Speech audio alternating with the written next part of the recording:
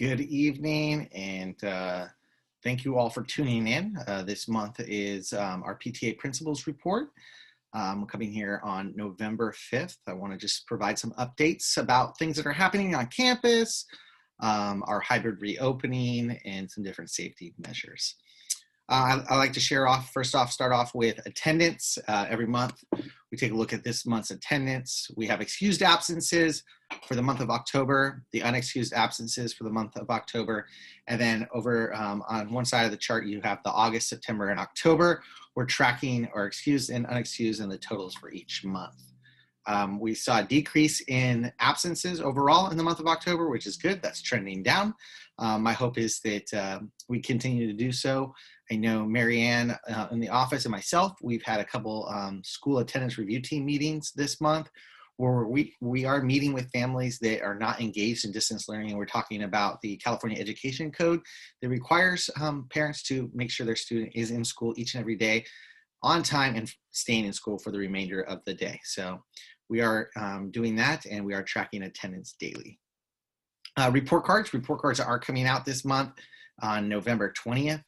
They will be delivered to you via HomeLink and HomeLink only. These report cards will not be printed out, will not be mailed home unless you contact our office and we make another arrangement. But everybody should have access to HomeLink, and you'll be able to print that off from there.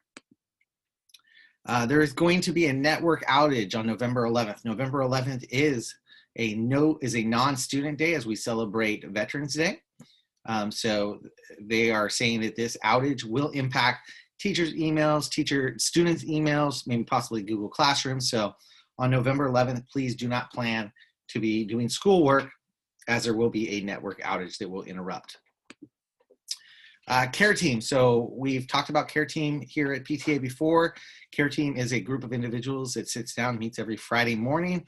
We discuss students that are struggling, and they can be struggling in different areas. And so this year we are continuing to do that. We are seeing speech concerns, academic, and social emotional, which our social emotional is being handled by Jonathan Brescia, who is our school counselor. So if there is a need for that, I've heard from the community that there might be some social emotional needs that impact school. That's a conversation you would have with your teacher, and then your teacher would put these into the care team, and the care team would then decide the course of action with that. Single plan for student achievement. We took the single plan, the SBSA, as we like to call in education. We took that to the school site council this past Monday, and it was approved. So I wanted to show you all kind of the three goals. The goals align directly with our district LCAP goal, our local control accountability plan.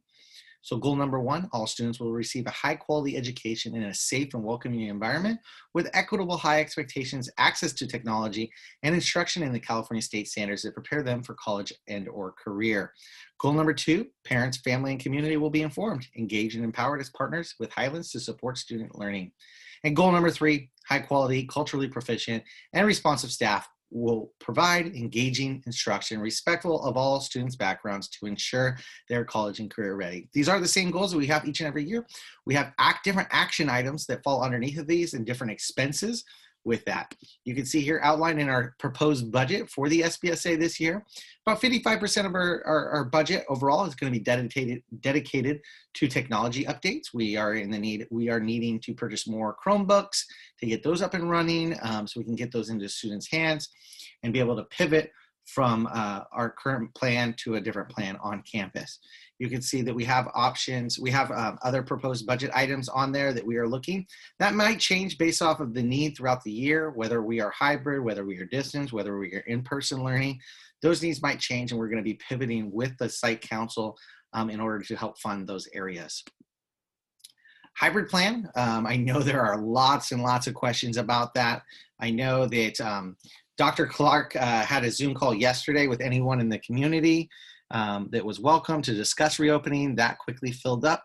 He met last night also with the PTA groups in the area to discuss in-person learning. So what I do know is at the last board meeting, it was recommended to the board, and the board accepted Dr. Clark's recommendation for a phased-in approach starting January 11th, 2021. I want to reiterate, that is a phased-in approach, and it will be a hybrid model. So that will not look like your traditional school that we left back in March of 2020.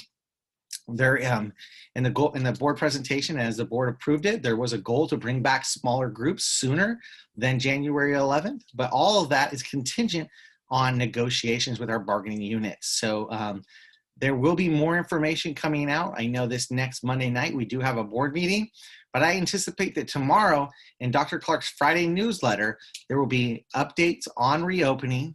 My guess would be that there's an updated schedule to allow for more information to reach our teachers, our community, our schools, everyone, so they're making informed decisions as we move forward. The plan will be negotiated. I really, really, really, really want to reiterate that. Nothing is finalized with this plan. Surveys will be going out. I know that there was a survey that went out this last Friday and Saturday over the weekend. There were a lot of questions about it, whether or not these were binding. This is not a binding survey yet. There will be a binding survey coming out. One of the issues they had with getting it to everybody's email addresses, people have not updated their email addresses. So please go into HomeLink, and in the contact section of HomeLink, please ensure that you have the correct email address.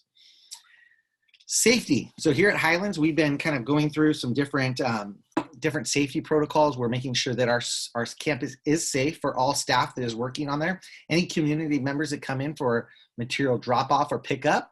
And as we get to a possibility of a hybrid reopening, we're taking a look and see, hey, what can we do to ensure the safety of our community, our teachers, our staff, and our students?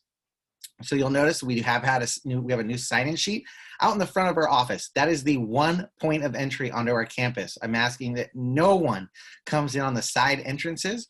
You can come up to the office. We do have a QR code, which simply you just take out your phone, you open up your picture, you hold the viewfinder to the QR code, that will open up a survey for you to fill out. Or you can traditionally use a pen and paper out in front of the office. We have used pens that will be disinfected, and then we have clean pens for you to use. PPE, personal protective equipment. We have PPE in our office for all staff members. When we do come back, staff members will be getting cloth masks. They will be getting face shields. So we are making sure that our community will be safe. Thermometers. Our campus has received multiple thermometers, so we do have those in case we do decide as a district that we're going to be going into active screening. That decision has not been made, but we will be ready if that is the pivot that we make. We will have some type of quarantine/health room to make sure that if students are showing symptoms, that we are able to separate them, monitor them until a parent can come pick them up. Our playgrounds are still closed. I know that is very difficult for some of you. As the county and the city of Concord opened up their playgrounds, many people feel like our playgrounds are open. Our playgrounds are on school grounds, and currently our schools are closed for playground use. Please respect the caution tape that Danny puts up. It's usually ripped down every single day. So I'm asking that we really try to stay off of the playgrounds. Our water fountains will be turned off eventually. Right now, they're currently covered with trash bags. Please do not rip off the trash bags. If you see anybody doing so, please just ask them not to do that. We are trying to keep everyone safe. We've started to look at our classrooms. What are our classrooms going to look like when we do come back and we are returning? We are separating our desks. There will be about 4 to 6 feet between students. Students must be facing forward. There will be a buffer in the front for the teacher to be able to walk around, about a 6 to 10 foot buffer between students and teachers. We will be using the extra furniture that we have in our upper grades, in our classrooms, to bring it into our TK2 classrooms. If any of you have been into a TK2 classroom, you'll notice that we have a lot of tables, and our tables were really used to foster that collaborative conversation that we want to see in education. But unfortunately, right now, based off of the pandemic, we need only one person per desk or per table, and so we're going to be looking at that. You'll see many signs around our campus: social distancing, maintain 6 feet, face covering is required. I really want to reiterate, face coverings is not optional. It is required.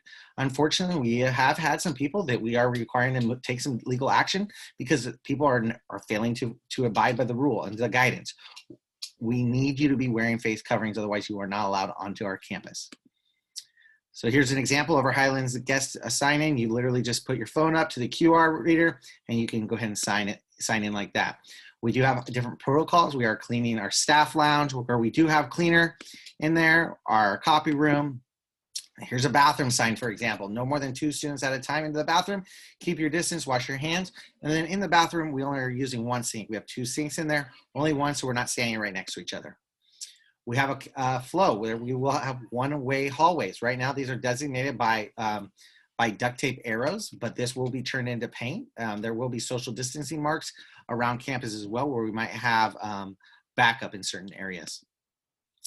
This is an example of a classroom where we decided to keep all the desks in the classroom just to see if it could work. But these would be an A-B pattern. So if you were an A in the hybrid option A, you'd be in one of the desks. If you were a hybrid option B, you'd be in the other the desk. And no students at any one point in time when they're sitting on their desk would be between 4 to 6 feet of their neighbor. And then here's another example of a fourth grade classroom where all these desks are separated. We took a look at half of the students, and then we set up the room to be able to handle that. And if all students were able, or if did choose to come back in the hybrid model. Here's an example of what the water fountains look like. And pretty much that is it. I know that many of you have questions. Please let me know. Feel free to reach out to me. My goal is to share as much information as possible, but really the most of information you're gonna find is in the Friday newsletters from Dr. Clark, or by watching the board meetings. And those board meetings are streamed live, so anybody can tune into that, and then the recordings are usually posted the day after. So I appreciate everybody checking in, and remember to fly the Hawk way, and have a great day.